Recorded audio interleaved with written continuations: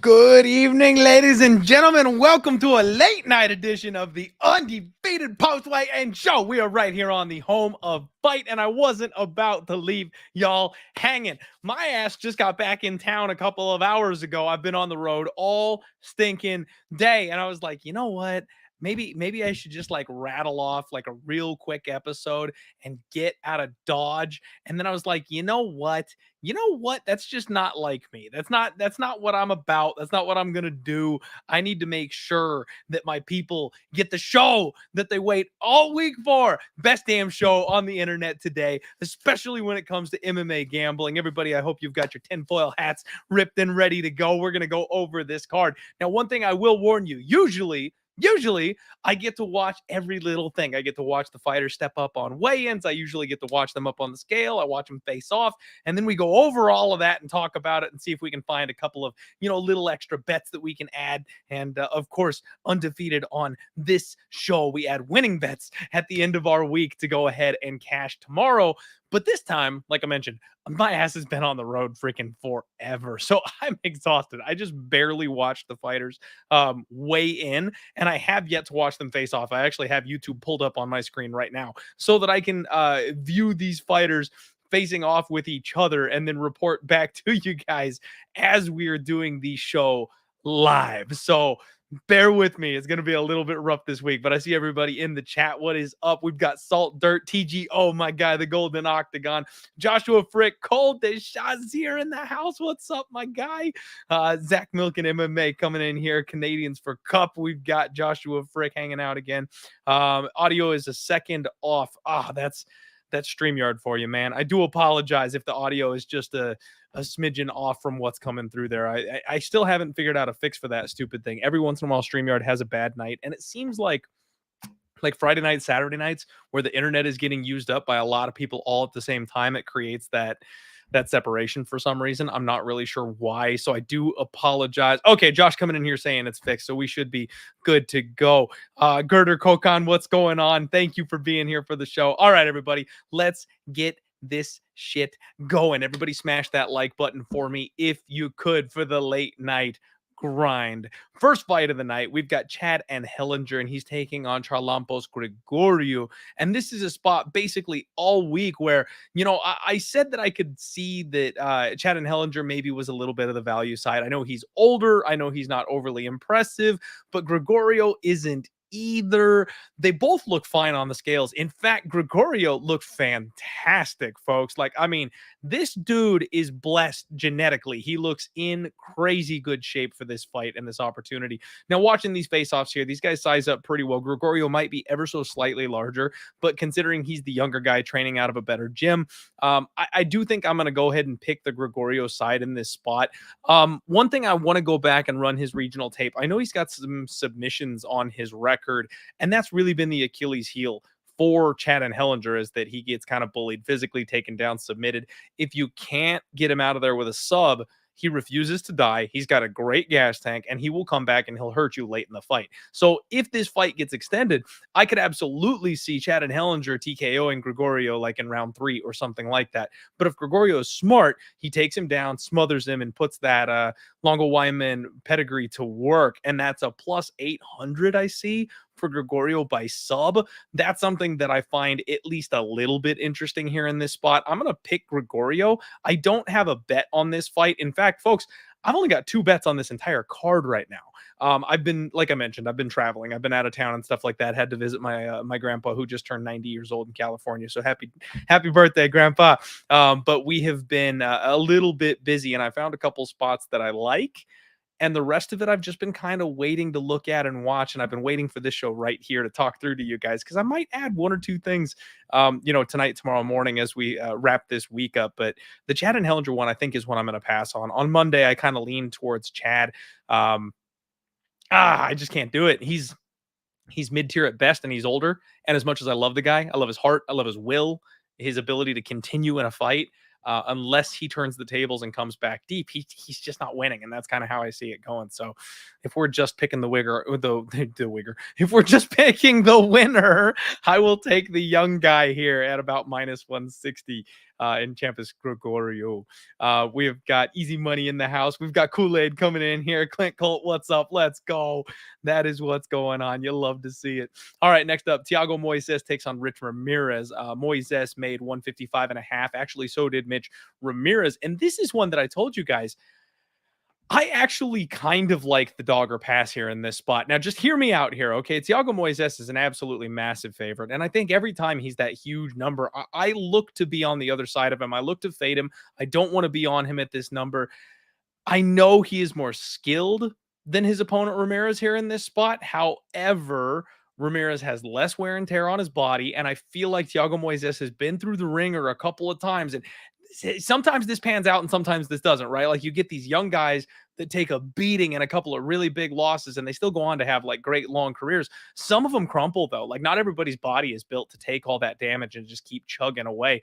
And Moises is a guy that I've seen quit. Moises is a guy that I've bet against because of that slight little bit of quit that he's got inside of him. And I continue to do so.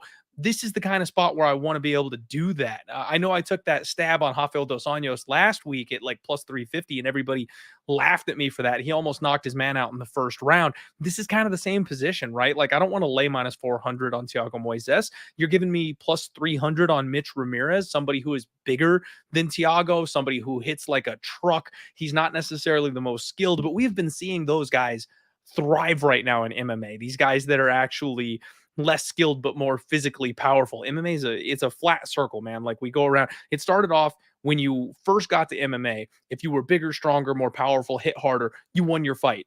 End of story. Then the grapplers and the technique guys started coming into play, and you had to learn a little bit of that. And then the wrestlers came into play, and they just were grinding on everybody. And then the kickboxers learned how to stuff takedowns and force you to stand with them, and they were more technical than you. And then they started winning, and it's come full circle. Now you've got guys like Dricus du Plessis, who is just a force of nature. He's got a little bit of all those pieces, but he's not the most technical anywhere, but he's a tough motherfucker.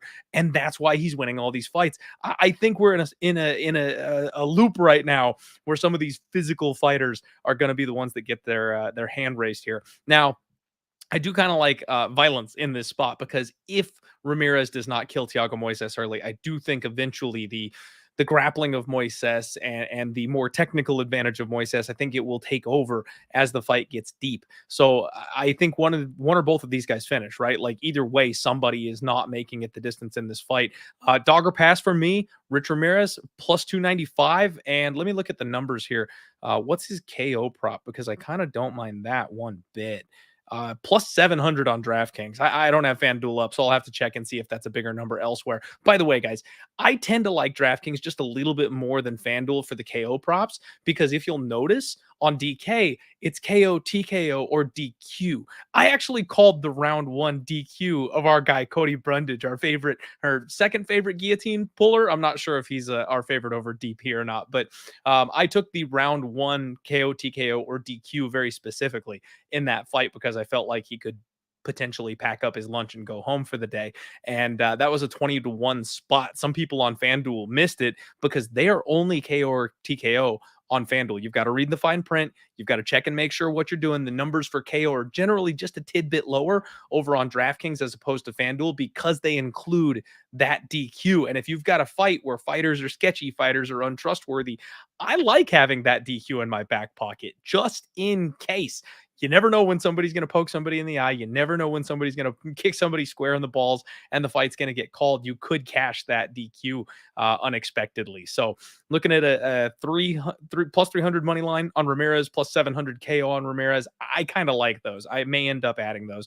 And speaking of like the post weigh-in show reads, right? Like, freaking Ramirez is huge. He's massive, and he didn't look sucked out. He didn't look like he had a tough cut. He didn't look like this was difficult for him. It looks like he was ready to go in this fight, and he's exactly the kind of guy that we've seen Thiago Moises just wilt under before. Somebody who's big, somebody who's strong, somebody who hits really freaking hard. And if Thiago Moises gets one or two takedowns stuffed and is forced to stand with this guy, I think he could get hurt. I think he could get really hurt on the feet. So I kind of like Mitch Ramirez as a dog here this week. And guys, it's been chalk heavy as far as 2024 goes. I think there's a lot of live dogs this week. I actually think we may see some of those numbers evening out a little bit as far as chalk favorites just rolling through and then underdogs cashing. This might be that week. Jacqueline Amarim takes on Corey McKenna. Up next, we've got Amarim at 116. McKenna made 115.5. They both actually looked great on the scales today. Corey McKenna looks like she's taken her training really seriously. She's taken some time off. We talked about that on Monday, and that's a big deal as far as the growth and advancement of a young fighter. Amarim always looks like she's in fantastic shape. She really does. She's got veins popping out of her arms and stuff. Very physically fit, takes this thing very seriously. She's a world-class Brazilian Jiu-Jitsu player. They size up really, really well. The big issue here is the reach advantage for Jacqueline Amarim, right? Like, even though these two women are roughly the same size, Amarim's got a huge reach advantage because Corey McKenna, she's just got the stubbiest little arms. Like, she can't reach anybody out there. And this one concerns me, guys. It really worries me because I leaned towards Corey McKenna early in the week, and she was opened up as the underdog here in this fight. She is ballooned all the way up to minus 175. I don't get it. Like, I thought maybe dog or pass on Corey McKenna because the wrestling advantage when we're talking plus 105, minus 110, maybe minus 120.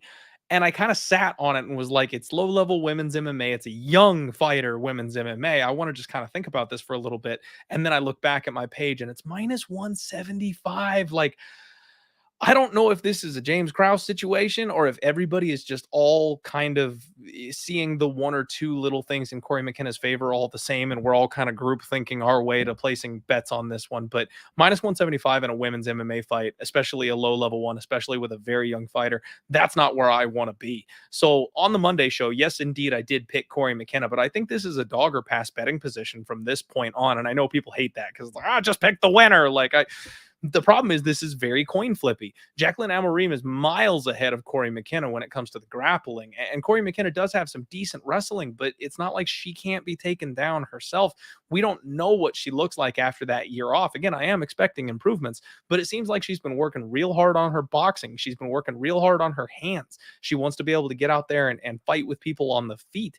And if that's the case, Amarim's going to have a huge reach advantage over her. That's something you can't overcome. Like, that's going to be a difficult task for Corey McKenna to get used to, close the distance. She's had a hard time touching people in the past with her hands. Let's see if she can get by that reach disadvantage. And Jacqueline Amarim, as much as I love my girl Sam Hughes, 90% of other fighters tap in that spot. Like, Sam Hughes is unreal tough and may have gotten away with a little bit of a cheat there in that spot. But, as my grandpa from Texas used to say, if you ain't cheating, you ain't trying. And when it comes to MMA, if I've got a bet on you, I appreciate the extra effort there. So thank you once again, Sam, for surviving and cashing that ticket. The way I see this fight going, I think they're going to get into ground scrambles early. And I think that favors Jacqueline Amarim very heavily early. The later this fight goes, I think Corey McKenna does start to take over. So if this thing gets to the halfway mark, if this gets into round 3, then I do think Corey McKenna is going to be the side. I do think she's live probably at the end of the fight if she gets top position. I mentioned like a third round TKO for Corey McKenna, that kind of thing. But I can't get around minus 175 because Jacqueline Amarim at plus 145, she could look like a minus 500 favorite in the first. She could end up catching a very young fighter who she's got tons of miles on with an early submission very, very easily. And let's see here. So Amarim wins by submission in round 1 is like plus 650. The sub is plus 330. I'm sure I will have a little taste of Amarim sub in my my submission special parlay. This is one where I picked Corey McKenna to win on Monday. I guess I will stick with that. I'm trying not to flip flop and then put my money on a spot that I've since flopped on. So I'm going to pass on this one. I'm not going to put any money on this one. I'm not betting it. If I had Corey McKenna in pocket at even money, I probably would be okay. I would like the line move on this one. The only thing for me is that I get a little spooked. You guys know this, right? I mean, this is probably a perfect time for me to go ahead and get the tinfoil hat back on.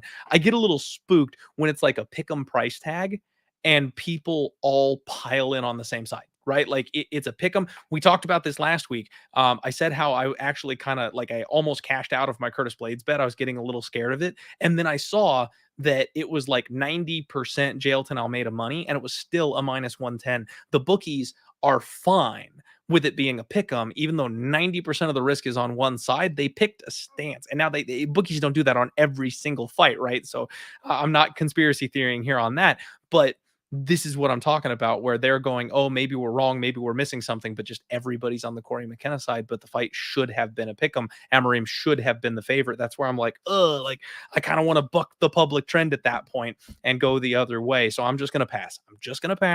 We'll keep Corey McKenna being the pick to win. We'll watch for a live betting opportunity. Maybe we'll have a little taste of Amarim sub round one, that kind of stuff.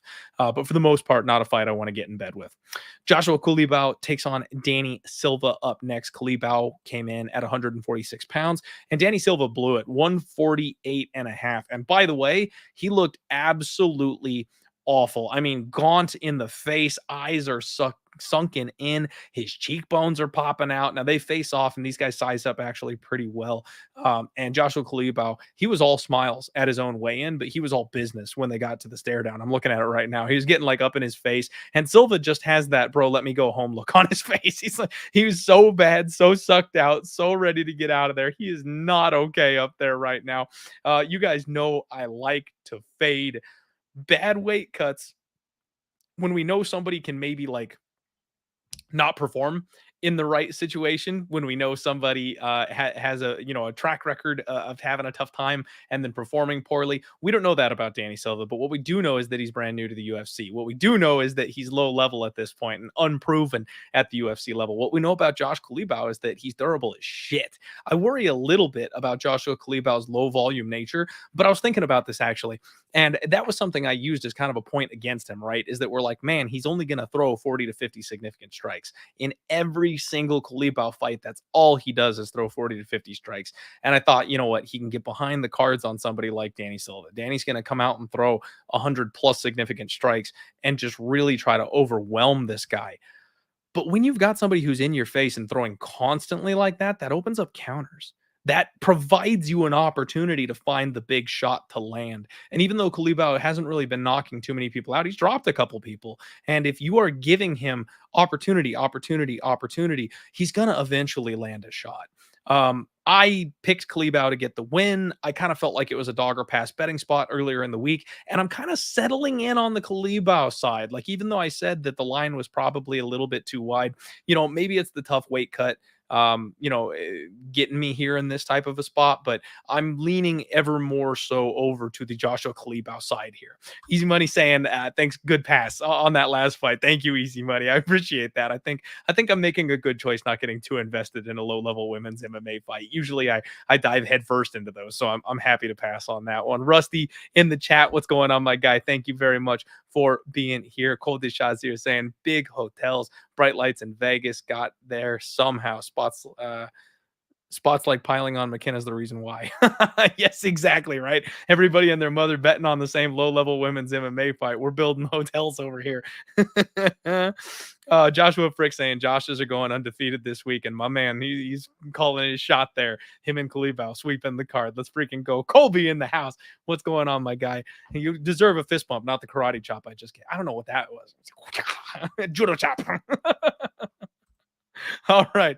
Next up, you've got Rafael Filo taking on Ode Osborne. Both guys came in at 125 pounds in this spot. And Ode's another guy that I just don't know how he keeps on doing it, man. Like, he is so ungodly shredded. He has so much muscle packed on that frame, and you can see every single little thing. Back when I was an art major in college, I know, big surprise, right? Like I was the weirdo. I would love to have this guy like model up there after a weight cut, because you can just like learn everything, every little muscle, he's so 0% water in his body right now, and he's got those chalky ass lips. Like, my guy is completely white around the mouth. He's dehydrated to the max, but he does this time and time again. The thing with Ode is that he's got terrible cardio. It's not the weight cut that gets him. That's just him. He's always had terrible cardio. So even though it's a tough weight cut, I'm not going to say that has anything to do with his performance, because we know he's gassing every single fight. He is gassing in round 2, regardless of whether he has a good or a bad weight cut, unless you kick him in the dick, and then he will take 5 minutes to go ahead and catch his breath, and he'll be good to go from there.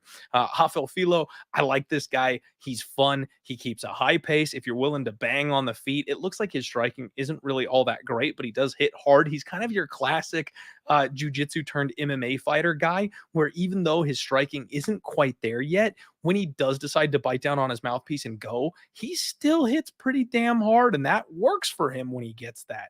I do like his tenacity. I like his cardio. I like that he can defend takedowns from Muhammad Mokaev for 14 straight minutes and then lock up a knee bar deep in the fight and have a shot to win it by finish. Like, that's the kind of guy we're dealing with here. I like the under here. I think this fight doesn't go the distance. I think that's a parlay piece, and I might actually get involved in that. Now, I've got a leg later on that I already like a decent amount, and I may just double down on it and go ahead and add the fight doesn't go the distance on Filo Osborne, because frankly, I've seen Filo get hurt to the body.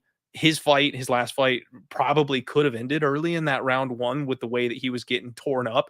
And he managed to, like I mentioned, bite down on the mouthpiece, start swinging back, got the respect back. And then he got on top of his man and submitted him in the first round. But it was like a full back and forth 15-minute war condensed into like a 3-minute fight. That was absolutely wild. But that's the kind of fight Ode can't fight, right? Ode's a beast in round 1. Ode is a motherfucker in round 1. He will come out and he'll take your head off. And I really hope he's been watching the tape, because if you watch the tape and he goes to the body of Rafael Filo, I think Ode Osborne is going to take him out of there. I really think Ode Osborne can finish this guy early. But if he doesn't, I fully expect Rafael Filo to go ahead and turn the tables on him and get dominant position in rounds 2 or 3. And we've seen that just be the absolute kryptonite for Ode Osborne. I do think either guy finishes. Filo probably subs. Ode Osborne probably KOs. It's one or the other. And because of that, I like violence. I will stick with my pick of Rafael Filo, but this is one of those ones that I hate, guys. I absolutely hate. It's actually a decent live betting spot, because if Filo survives Ode round 1, you might get closer to even money or maybe even dog odds on Filo going into round 2. And that's when you guys can get involved and get a bet in. But for right now, I'm not laying minus 170 on Filo, because I think round 1 is his worst enemy. I don't want to lay minus 170 to find out if he survives round 1. I don't know that he's going to. Ode Osborne, if he just has somebody on his team who's watching tape, and I know Ode is smart as shit, by the way, guys. That is one thing that has been made very clear to me. Ode is a very cerebral fighter. He studies, he does his homework, he knows his opponent's weaknesses, and we've seen him in action and winning fights, putting those weaknesses or tendencies against his opponent. So I think he's going to know the assignment here. I think Ode Osborne's going to come fully prepared. And if he's on point, he finishes this guy in round 1. So just violence. I'm picking Filo, I'm picking violence, but I'm not disrespecting Ode Osborne by betting against him in this spot. This is kind of almost your classic spot where it's like we've been able to fade Ode with grapplers, fade Ode with grapplers, fade Ode with grapplers, and then he finally has one more performance where he figures it out, or his opponent isn't quite up to snuff per the previous opponents, and he kind of reminds us why he's here and does what he can do, because I don't know that Filo is anywhere near the level of Asu Almabayev. You guys know I'm high on that guy. And I know for a fact he's not on the level of a guy like Minnow Kopp. Like, I don't think he's quite as good a grappler. Well, never mind. That would have been stupid to say. I'm glad I didn't finish that sentence.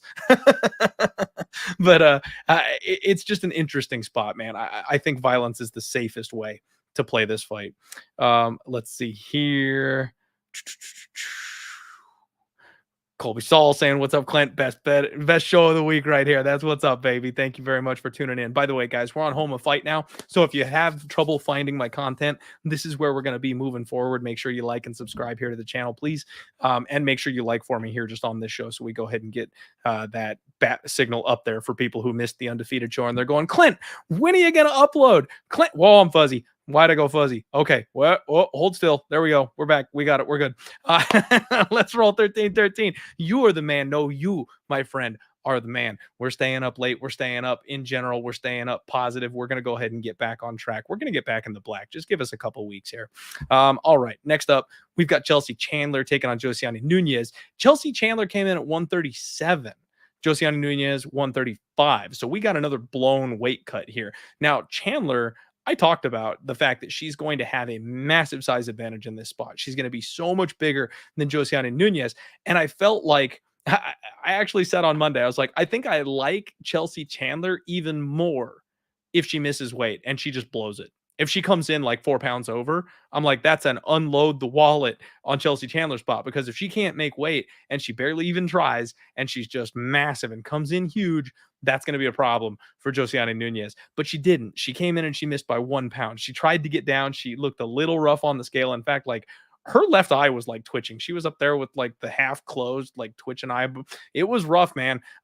She's just a big, thick girl. Like Chelsea Chandler, she looks like she's not cut up the way that you would like to see. So maybe she's got enough flab on her body that she can get down to 135 and just kind of botched it first time trying, couldn't quite get there. Like I could really see that being the case. Maybe she can make 135 and it's not a big deal.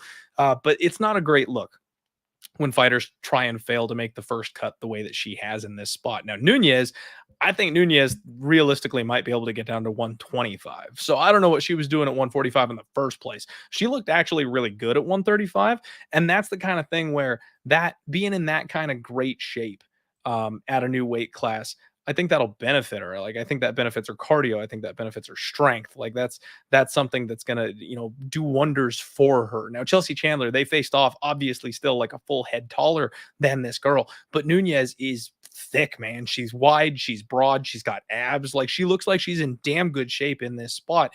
It's not an easy peasy giveaway type of fight here in this spot.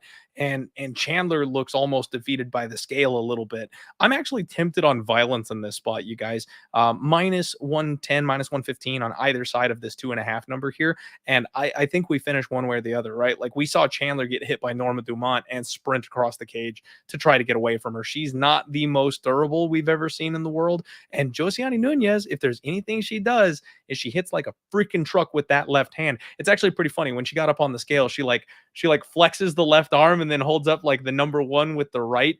And it looks like, have you guys ever seen that episode of Rick and Morty where he's in like the post-apocalyptic world and they give him like the beefed up left arm and he just like murders everybody with it? That's who Josiane Nunes is. She's got the murderous left arm that just wants to kill everybody and make their heads explode by punching them as hard as she possibly can in the face. It's carrying her. That's Josiane Nunes in this spot. And I think Chelsea Chandler could be susceptible to getting clocked by that giant arm as she comes in looking for the overhand. However, Chelsea Chandler in interviews has talked about knowing the weakness of Nunes, and Chelsea Chandler is a BJJ person. She comes from the Gracie gym. Like she's going to look for takedowns. And if she gets this girl on her back, it's game over. I don't know, guys. I don't know why anybody hasn't gone for an armbar on Nunes. Can she curl? Like those things are so freaking long. Like I make fun of Brian Battle for looking like the Beast Titan, but Josiane Nunes is built the exact same. Can you armbar that thing?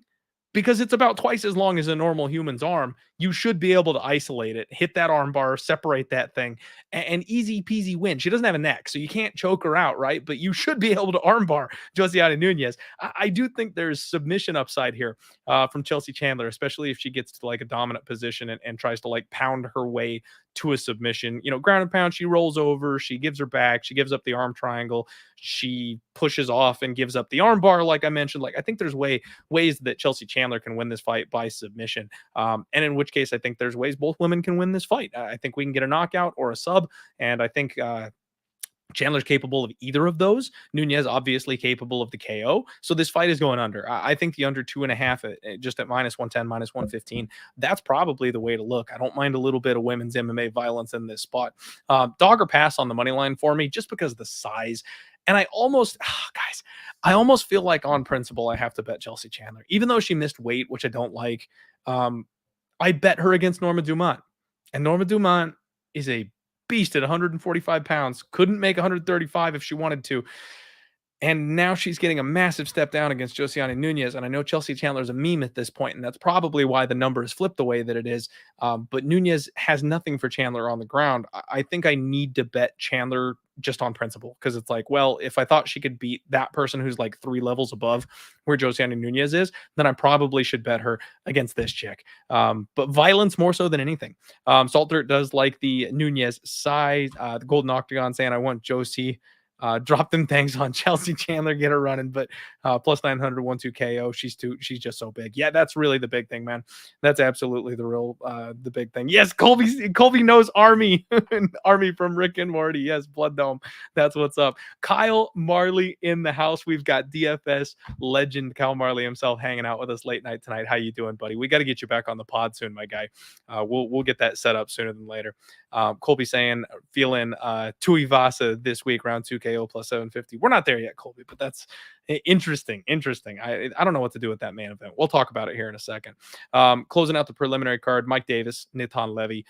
Davis 155, Natan Levy 156.5, missed by a half pound.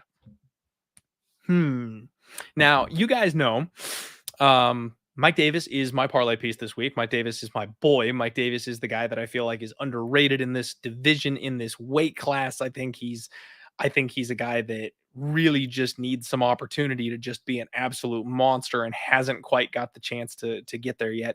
I love Mike Davis, and I've been looking for ways to get on him all the time. And I've been looking for ways to fade Natan Levy every chance I get. And so here we are. We've got the biggest, second biggest favorite on the card, Mike Davis. I think this is the spot. I think he does whatever he wants to against Natan Levy. He's better than Natan Levy everywhere, and especially he's got better cardio. He hits harder. Like, I think those things are going to make the difference, and I think he's the better wrestler too. So when they get in those wrestling exchanges that just wear Natan Levy out, Mike Davis is going to be the guy that digs deep and goes harder in those spots and wins those scrambles and those 50-50 positions. Davis is going to be the one who has a little bit more juice in the tank. And what I'm going to do is I'm going to play the round 3 prop here for my guy Mike Davis, because I know Natan Levy gasses in every single fight he's in, man. He gasses in every single one of them. And I tried to take advantage of that multiple times, and he just keeps being able to get on top of guys. He is a brick shit house, and Natan Levy's got a ton of muscle on his frame,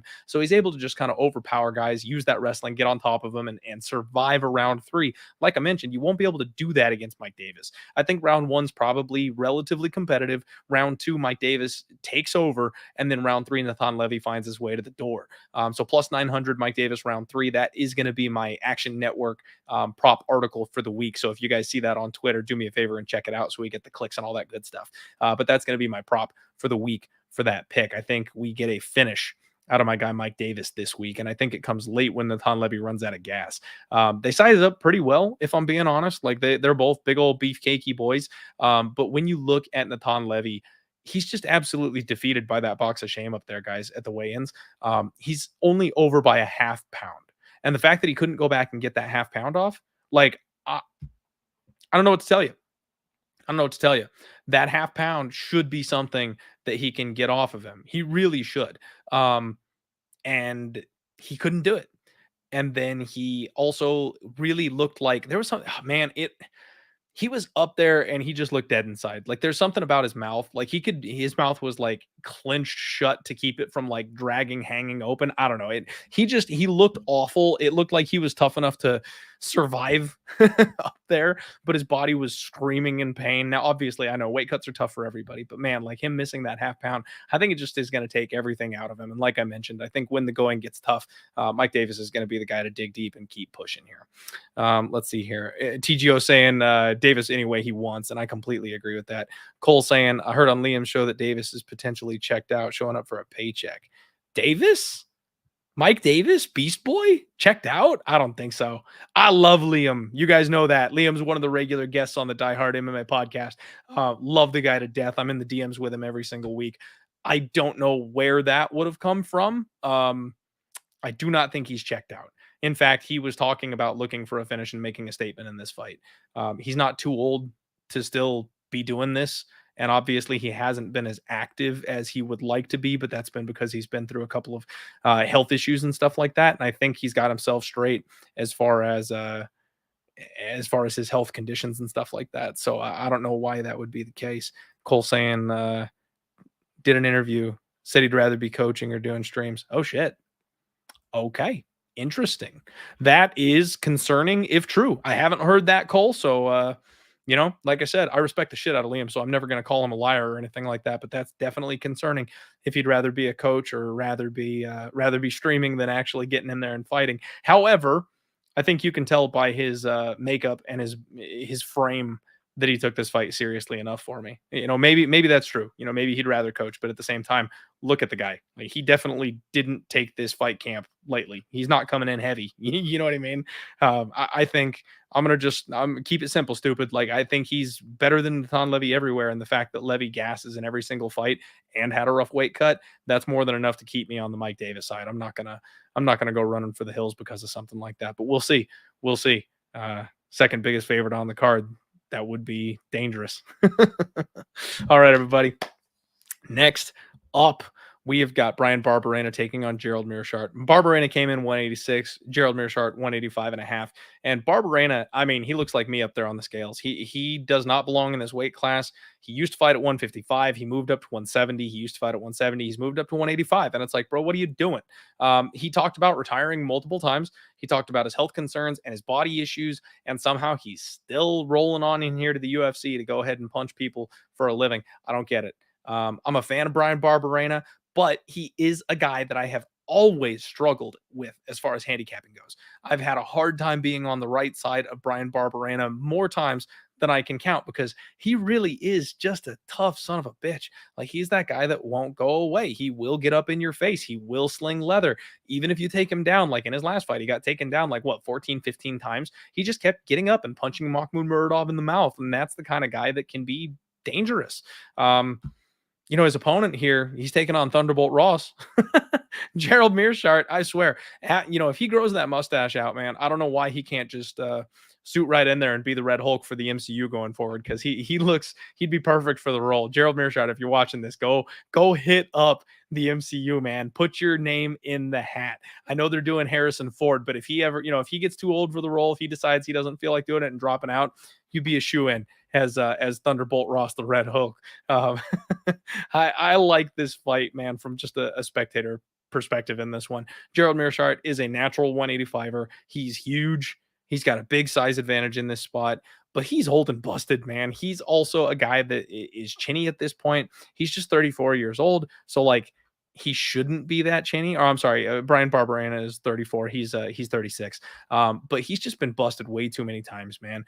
He's a guy that's been knocked out 4 times in his professional career. He's on a losing streak right now, not a great one. And he lost to, like a guy like Krzysztof Jocko. Like, it just doesn't look good. He's so weird, though. He loses the fights that he's supposed to win, and then he wins the fights that he's supposed to lose. Like, it's super weird. He's like ultra backwards. And then you've always got that round 2, round 3 submission upside with this guy. Like, after his opponent just slows down a hair and gets a little bit tired, he finds his way to their back and taps them out because he can dig just a little bit deeper. I don't know how this fight's going to go. I really don't, because Brian Barberena could get taken down several times, except Gerald Meerschaert isn't really a wrestler. He tries to go out there and box with people. So is he only going to shoot once he gets hurt on the feet? Because that's worst case scenario. Like, when you wait until you get rocked before you dive on your opponent's legs when you're a primary grappler, that happens so many times, and then you're just out of it. Like, you never recover all the way, and your opponent has a leg up on you for the rest of the fight. I could see Bam Bam touching Meerschaert in this spot and just getting him out of there, maybe even because he's got more energy and he's faster. He wobbled a guy like Mahmoud Muradov, who is a huge 185er, like a massive 185 pounder in that last fight. After being taken down over and over and over again, he managed to get back up. But then on the flip side of that, if he gets taken down by Gerald Meerschaert, he's more of a jiu-jitsu guy. He could do like the body lock triangle thing and just kind of ride out back position on him. I could see that being the case. I don't know. This is an awful fight. I do not want to go anywhere near the money line on Gerald Meerschaert. I already said on the Monday show, he's a guy I want at plus money. Gerald Meerschaert is a guy that I want as an underdog, not as a minus 230 favorite. Should he win this fight? Absolutely. He's the much bigger man. He's the much stronger man. He's got a big grappling advantage. Gerald Meerschaert should win this fight. But Barberena refuses to go away. Barberena refuses to quit. He's willing to get in there and sling leather and punch people in the face and hurt them. And that's something that we've seen work against Gerald Meerschaert many a time. Many a time. So yeah, I'm gonna pick Gerald Meerschaert to win this fight, but again, I really don't think I'll have anything on it. The submission though, it's a terrible number. It's like plus 110 for sub for Gerald Meerschaert. That'll probably make its way into my submission special this week, just because that's probably how he wins. That's most likely how he wins. That's how he always wins. Oh man, Blake saying, "Let's go, Clint. UFC 299 was awesome. Did you make it there? Did you get to go in person? Was that you that got to go in person? That was a fun card, man. I lost money betting on it, unfortunately, and I was at my little sister's wedding, so didn't get to watch it as closely as I would have liked to. But yeah, that was a fun card. I'll bet that was fun to be at if you were. I'll bet it was fun to be at if you were live, especially." Let's see here. Steph Kerr in the house. What's good? What's up? Thank you very much for joining the show. Absolutely love it. Let's go. All right. Next fight up, we have got Macy Chesson taking on Chesson Kianzad. Chesson made 135.5, Chesson Kianzad 136. And the two-leg parlay that I've got is Mike Davis and Macy Chesson. Now, hopefully, Mike Davis is not checked out like we talked about, and he gets it done for me. But Macy Chesson is the second leg here on this one. You know, this is a rematch. She already beat Chesson Kianzad once. And quite frankly, I don't think Chesson is any better than the first time that they fought. I just don't see the improvements. Whereas Macy Chesson, she beat her by submission in the first fight. And somehow, some way, she's like plus 700 to win by sub in the rematch. Like, she already did it. She already did it once by sub. Why can't she do it again by sub? Like, it doesn't make sense to me here. Macy's been working out at Fortis MMA. I like the gym. She's training with my girl, Sam Hughes. She's got a huge size advantage here in this spot. And I think she's just getting better. You know, she's a relatively young-ish fighter herself. So it's not like she's, you know, old and crotchety or busted or anything like that at this point. And I just think that she'll be able to mix the fight up better. You know, Macy Chesson relies on that heavy forward pressure, comes forward, mostly uses her hands, mostly boxing heavy. And Macy Chesson uses a lot of footwork, gets her opponent chasing her, level changes at the right time, and her grappling is getting better. The fact that Macy subbed her the first time when neither of them knew what they were doing, and now that Macy's a much better grappler and a much better wrestler with better takedown timing, has been fighting the better level of competition. Like, I just think this all kind of lines up to Macy being the side here in the rematch. I don't know how Macy Chesson wins this fight unless her takedown defense is like drastically improved at this point somehow. And I have yet to see proof that that's the case. In fact, in her last fight, I talked about this on, on the Monday show again. Chesson Kianzad, she's got like a 71% takedown defense rating. However, in her last fight against Ketlin Vieira, those takedowns came so easy. So easy. And I know they were like, running the pipe, they were cutting angles. It was like a different style of takedown to necessarily what Macy Chesson did. But again, that's on tape now, that she doesn't know how to handle those types of level changes. And it's so easy. And someone like Saif Saud, the coach over there at Fortis MMA, he's going to see that. He's going to know that. Like, the blueprint is out for beating this girl. And you've already done it once. And you're bigger. Like, it should be Macy all day. It's a little bit nerve-wracking to have Macy Chesson as the anchor of a parlay, but that's what this card is, folks. Like, this is such a sketchy-ass card. It's absolutely awful from start to finish, and it's going to be a hell of a night. It's going to be an absolute hell of a night. All right. Next up, you've got Isaac Dulgarian, 145.5, taking on C-Rod, my guy, Christian Rodriguez, made 145 pounds. Thank God. He had a hard time, my guy, C-Rod, making 135. As my guy Dan would say, he enjoys his tacos a little bit too much. Shout out my guy, Dan Levy from Half the Battle. We've got a line here that is wild, man. I jumped in at plus 155 on my guy C-Rod. It opened up as a pick 'em actually, and I think in some places Christian Rodriguez was the favorite when this line opened. And now Isaac Dulgarian is a $2 favorite. He's minus 198, I think, here on DraftKings is the best number for him that I'm seeing.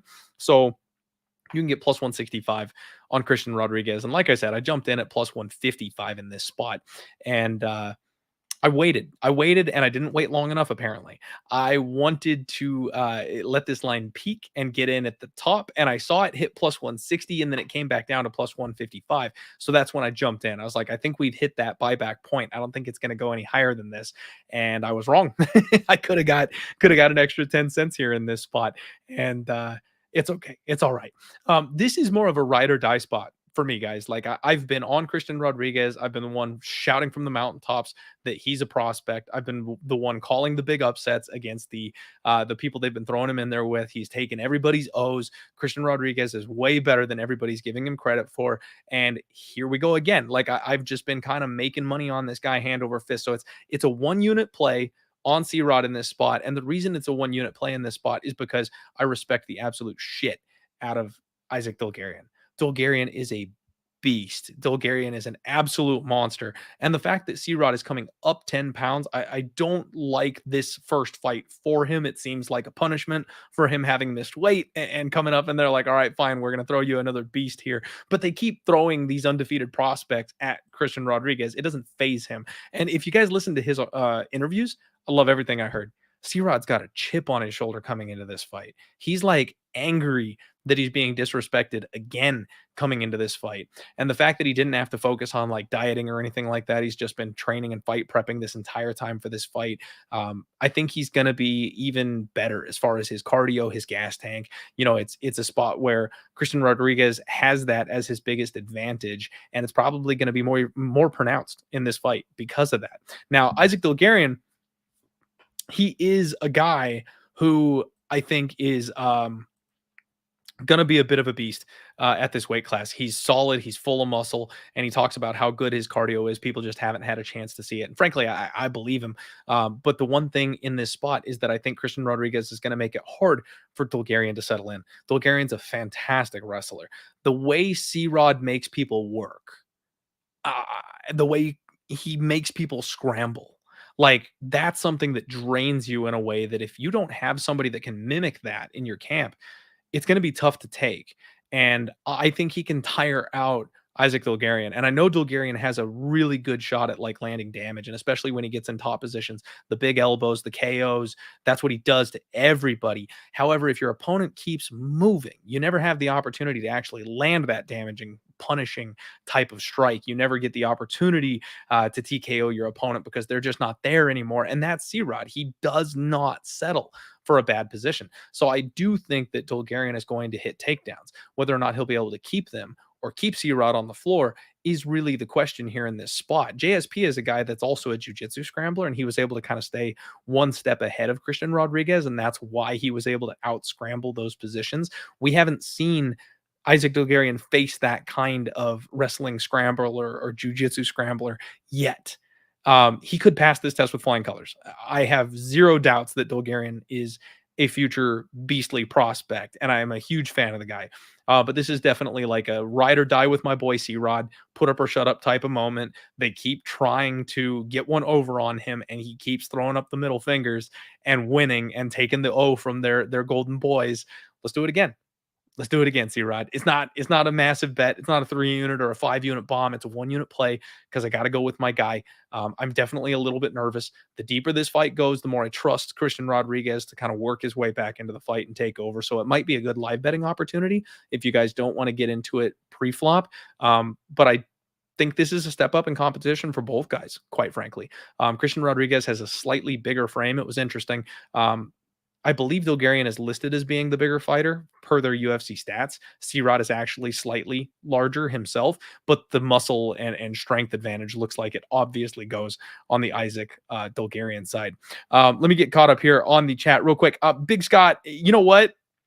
You can say whatever the hell you want about me, dude. I don't give a shit, but I have 2 rules on this podcast. No racism, sexism, hate speech, etc. Number 2, no spamming. If you keep spamming my chat, you're going to get blocked. If you want to be a hater and hang out with us, I couldn't care less. You can hang out here and hate on me and talk about how bald I am and how bad my picks suck. I don't care. Just don't spam my chat. Like if you spam my chat, you're getting blocked. End of story. This is your only warning. So take it or leave it. You can get the fuck out if you want to keep on spamming my chat. But if you want to be a little bit more pleasant to every other comment or something like that, then I'll let you stay and hang out. It's totally fine. No harm, no foul. Yeah, so let's keep on going. My guy Tommy Unders knows what's up. Crazy, this show has still never lost a bet. Undefeated. That is what's up. Let's freaking go. No, it's all right, guys. I give everybody the warning. I know everyone says to go ahead and block him. I give everybody the warning first. They get the warning, and they get to make the choice. You know, you're stepping in it yourself if you decide to keep going. If you want to not spam and hang out and hate on a more moderate level, then that's your right to do so. That's it. Yeah, I'll give you one shot to not break the rule. um, the one last thing I guess I'll finish on for the Dulgarian and C-Rod fight here is that my guy C-Rod, I talked about him having like a chip on his shoulder, and he called the TKO guys. He's like, I'm gonna knock this guy out. He's like, I'm gonna drag him deep, I'm gonna drown him, I'm gonna knock him out. And round 3 KO TKO is like 28-1. Now, I don't know how likely that actually is because I think he's more of a decision guy, and I think Dulgarian is not someone that you can just kind of lightly walk over like that. But if C-Rod's got that kind of heat, he's got that kind of mentality, and that's what he's looking for in a fight. Like, who am I to tell him he can't pull that shit off? So might get a little bit of a sprinkle on that 28-1 shot there. Next up, we've got Kennedy Inchukwu, and he's taking on OSP. Inchukwu came in at 205 on the dot, OSP 206, and Kennedy is massive, guys. Like, OSP is a dude that has fought up at heavyweight before and not looked like he was overly out of place for a little bit there. And Kennedy kind of towers over him. This guy is freaking massive. He's huge. I like that he changes up his hair every single fight too. Like, Kennedy never comes in with the same look. It's pretty entertaining to me. But I love Kennedy. He's absolutely a guy that we've gone to war with. We called the sub upset with him a couple times. He's a guy we've made money on. But the chin concern is just huge to me. I can't lay this kind of a price tag on Kennedy, minus 650 at this point, because of that chin issue. Now, OSP is burnt toast at this point. Like, they left him. You know how you put a bagel in the heater and you like dink it up a little bit and then you leave it on just a little bit too long, and then it goes ding ding ding, and you're like, man, I wonder what's going on. Shit, I left my bagel in for too long. Like, that's OSP. He's been quitting in these fights, and he's been showing his chin issues, and he's been showing his poor fight IQ, and he just kind of wants to stay on the outside and flick that little front kick out there. And it's like that's all he's got at this point. That's all OSP has at this point, is that dinky little front kick. And that's not going to be enough to take on Kennedy. This is probably a Kennedy however he wants type of spot, in my opinion. I just can't trust him at this number. Like, if you want to take him inside the distance, or if you want to, pick your poison as far as how he finishes OSP, I think that's fine. I kind of think they're going to probably start a little bit slow because Kennedy doesn't want to get hurt bum rushing a guy that still has a little bit of pop in his hands. That's the one way OSP wins, right? Is if Kennedy kind of goes in there reckless and gets caught with something. I think it's Kennedy and Inchukwu by knockout personally, just because I don't think he wants to get into a grappling exchange with OSP. I don't think he wants to risk being in that close with a guy. Like, he'll keep you at range so you can't touch him. And the way we've seen OSP react to getting hit with big shots lately, it's not pretty. It's not pretty. Like, he tries to like straight up run away to like get the space back, get the distance back. It's not like he's like diving for hips or level changing or anything like that, trying to change the course of the fight when he gets hurt. He just gets out of there and he loses all control of his body and starts like flopping around. So I do think it's Kennedy by knockout. I can understand not wanting to lay minus 225 on that, because picking a fighter method and laying that kind of chalk on it is minus EV like a motherfucker. That's a bad decision. You do not want to lay that kind of a chalky price tag on a fighter to finish by a certain method. The last time we saw that, what was it? I think Bo Nickel. We took Bo Nickel by KO because his sub was like minus 300 in that fight. And sure enough, he went out there and decided to style with his striking, and that paid off at like plus 200. So I don't mind bucking the trend. If you want to take Kennedy by submission, like 6-1, that kind of thing, sure, go for it. I just don't know how they get into a submission situation. I really don't, because I feel like Kennedy's going to keep OSP at range until he finishes him. And unless OSP says, okay, fuck this shit, I can't do this at space anymore, and tries to like dive in on a takedown, I don't think Kennedy's going to pursue the grappling. Kennedy's going to be happy to just trade kicks at space. He's going to be happy to, be the one with the longer arms and clipping this guy with his hands from a distance, that kind of thing.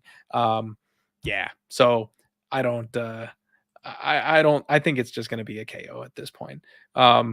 Yeah, God, you're so fucking annoying. All right, Big Scott, you wanted to get blocked. You wanted so badly to get blocked. There you go. You're banned. See you, buddy. All right. So next fight up, we've got Brian Battle and Ange Loosa. Battle came in at 170 on the dot. Ange Loosa 171. He needed that little half pound. And Brian Battle just absolutely towered over him at face-offs. Battle's such a big dude, man. But Ange Loosa, he's a thick boy himself. Like, he's got all that muscle on his frame. I kind of tried to make the argument for Ange Loosa in this fight a little bit earlier. And everyone and their mom is on Brian Battle. He's minus 185. You can get minus or plus 160-ish on Ange Loosa in this spot. And I'm like, damn, man, like with the amount of money coming in on Brian Battle, I'm not sure how he didn't move up to being like a $3 favorite or something like that in this spot. It just doesn't make sense to me how he isn't a larger favorite with the amount of money that's coming in on him. We've seen Brian Battle taken down. Ange Loosa is a good wrestler. We've seen Brian Battle chinned and almost finished by power strikers that Ange Loosa has more power than. Like, I will not trust Brian Battle at this price tag. I've bet on him before, but I like him at plus money. He's a GM3 to me. He's a Gerald Meerschaert to me. I want Brian Battle when I'm getting plus money on him. I'm not going to go for it when he's the big chalky favorite. Ange Loosa, the one issue that I have, and okay, here we go. This calls right here for the tinfoil cap, guys. Did you guys realize that the creator of Dragon Ball Z, Akira Toriyama, passed away this last week? And Brian Battle has the biggest, sickest Shenron tattoo on his back I've ever seen. The dragon from Dragon Ball Z, where he like rolls all the way up Brian Battle's back and shoulder and then down his right arm. Badass tattoo from a DBZ fan. That's a big freaking deal. Yeah, man. You don't think this guy with that tattoo is going to go out there and let Akira Toriyama go quietly? Like, he's going to go out there and win for Akira Toriyama. I know that's not exactly, profitable betting information there. But it's a spot where I've gone kind of dog or pass to maybe just pass or pass. I can see this fight going so many ways.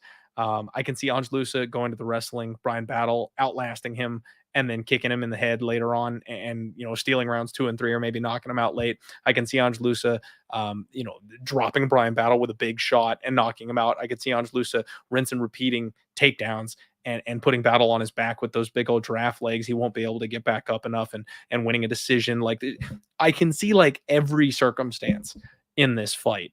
Brian Battle's an opportunistic finisher. He's not really a minute winner. So I kind of think that Loosa's going to be winning this fight until he isn't. Like, he's just straight up gonna be winning until he loses. And that's kind of how every single Brian Battle fight has been going recently, is he's on the back foot, he bides his time, he finds his opening, and then he finishes. Like, right when he's got the opportunity to, he takes care of business. I do think Ange Loosa is fighting at a better camp than he is, but Brian Battle's got the physical side of things covered. He's going to be bigger, stronger. Looks like he probably hits harder. But I do think that Ange Loosa maybe can have a little bit of cardio edge. I've heard people talking shit on Ange Loosa because of his last fight against Reese McKee. And frankly, guys, he tried to kill Reese McKee. I mean, he came out super hard and disrespectful, like he was just going to kill Reese McKee and get him out of there. And Reese McKee is he's a Homer Simpson. He's one of those guys that will take your best shot and then still be hanging around and hurt you back once you don't kill him. That's his whole game plan. That's what he's done on the regional scene, and he showed that he can do it at the UFC level, and he hurt Ange Loosa bad in that third round, and I know people are giving him shit for that, but I really feel like Ange Loosa underestimated Reese McKee. I think Ange Loosa emptied the tank trying to finish him early, and it's kind of a testament to Ange Loosa that he was able to survive that and still win the fight and didn't go to a draw, didn't get 10-8'd, that kind of a thing. I think we got to give him like a little bit more props for doing what he did in that fight while exhausted, while completely out of gas. He won't make that same mistake against Brian Battle. He's not going to come out against Brian Battle and think he can just walk through this guy. He's not going to empty the tank in round 1 looking for that finish and leave himself vulnerable to a guy that he knows can come back and get him. He'll come with a better game plan into this fight, and he's training with guys like Gilbert Burns and Kamaru Usman. Like, I think Ange Loosa is super live in this spot. Brian Battle is a guy that is young. He's exciting. He's got a lot of upside, but he's been an underdog in several of his recent fights because people just didn't quite feel like he was there yet. Like, now maybe he has turned that corner, and he's gone from tough contender boy to UFC man, and he's going to really show everybody now that he's legit and he's got what it takes. But I also feel like he very much could go to overrated very, very quickly. He was an underdog to, let's see here. Yeah, his last two fights. He was an underdog to Renat Fakhretdinov, rightfully so, and then he was an underdog to Gabe Green when he lost that one. And then he was a big favorite against AJ Fletcher and almost got his ass knocked out in the first. So like, I just don't trust Brian Battle. I don't trust him at this range. I want to pick Angelusa. I really do. I want to pick him. And if I pick him, that means I have to bet him. So like I'm scared to actually go ahead and pick him because if I'm picking him to win outright, then like the plus 160 is like you got to pull the trigger on that, right? So maybe I'm picking Angelusa for the upset here in this spot. Too many people on Brian Battle. Way too many people on Brian Battle. All right, let's see. Brendan D saying thoughts on Usyk. I love that Usyk is getting the title shot. That's like some big time Rocky Balboa energy that Pantoja's going with to give him the title shot there. I think that's awesome. Some people out there sniped like 30 and 50 to 1 on Usyk to be champ by the end of the year, which you guys know me. I've been piling up UFC futures this whole year, and I've got a lot of them. I never would have thought Usyk would get a shot. Never. And I've been on the Usyk train. I've been trying to tell you guys how good Steve Usyk is. Never thought he'd be the guy that got the title shot. Kind of hope he pulls this off, though. Kind of hope he does the damn thing and gets the upset. That would be freaking awesome. Let's see here. Stats and Stacks. What's up? Thank you very much. Congrats on the new gig.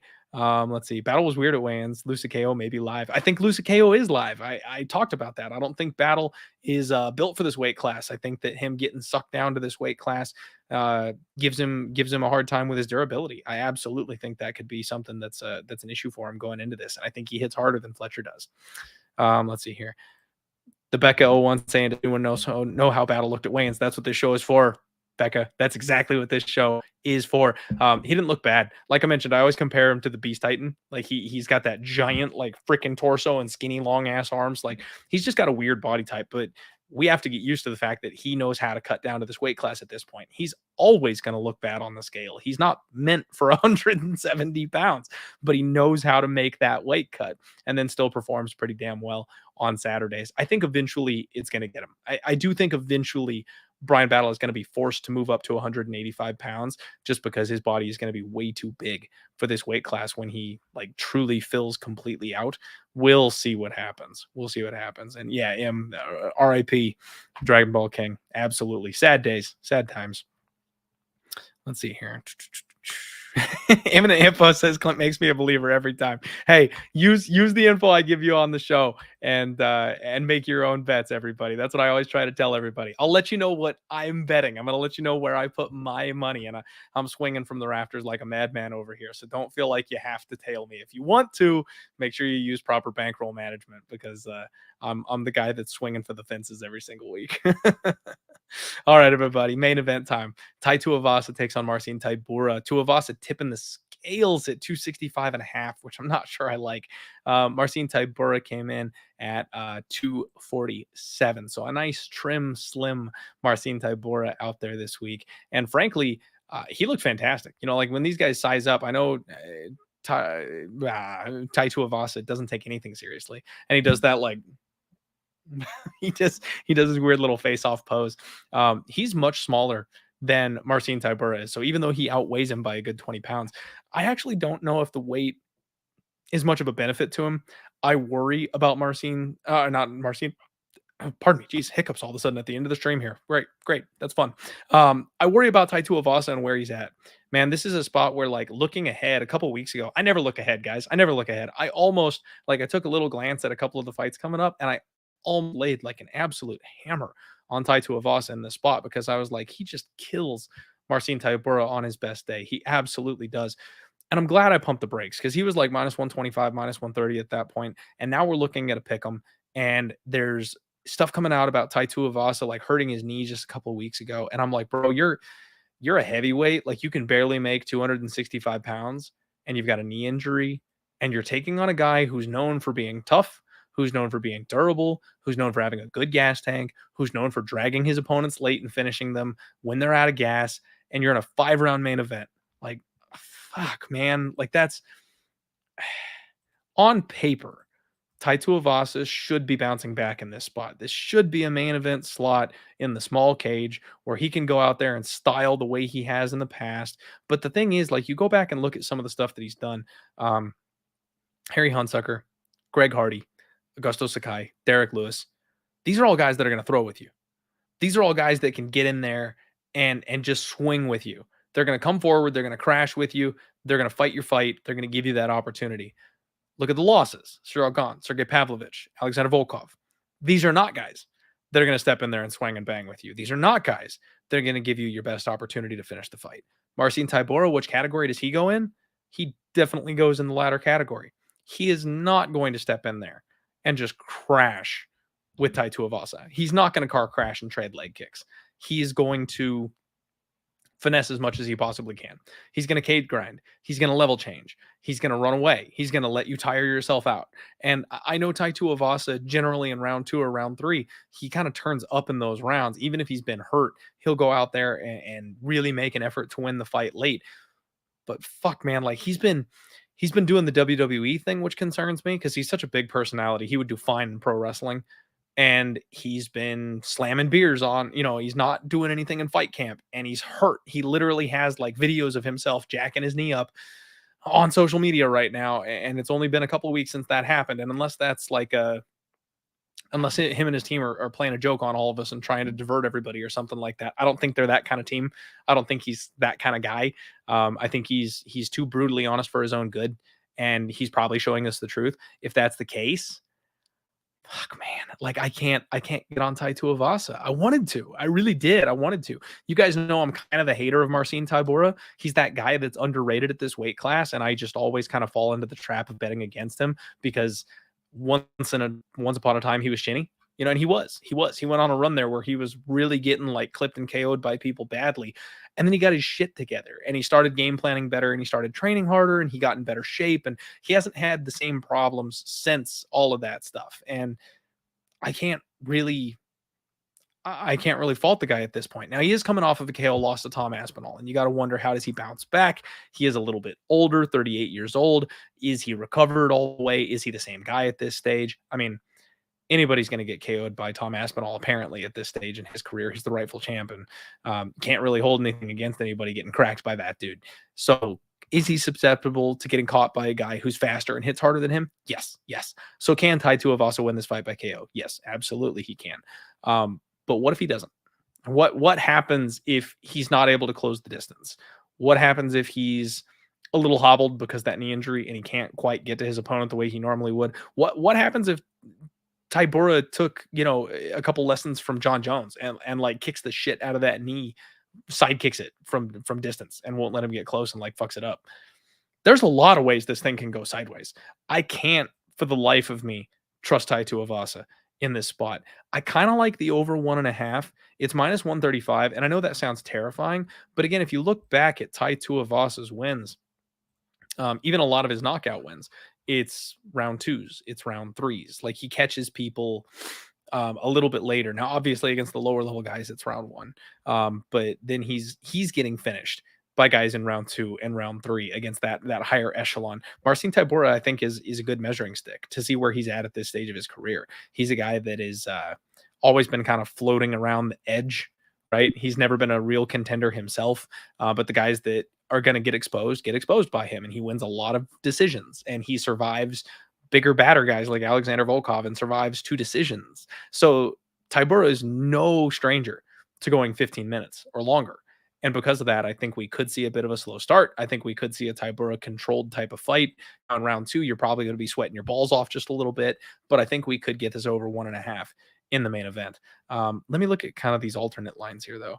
Over 2.5 plus 140, over 3.5 plus 225, over 4.5 is plus 300. Man, they're not even giving you good numbers on that. I was thinking like maybe we could get a little crazy as far as like saying this fight, goes long. Fight goes the distance is plus 400.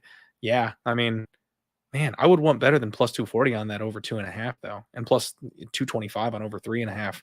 I feel like those are a little bit short. I mean, I guess goes the distance is only plus 400, so they can't go too crazy on those numbers. But if anything, I'd be looking to kind of fade the narrative here in this spot and be like, man, maybe this is a Tybura fight, and if Tybura wins, generally speaking, Tybura doesn't finish anybody early.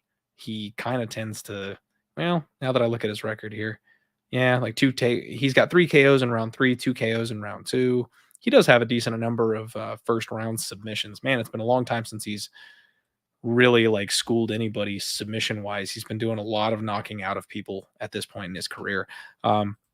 I don't know, man. I'm kind of the Marcin late round subs would be interesting here. Not necessarily rate, but like 3, 4, and 5. Let's see here. Tybura by sub in round 3 is 28-1.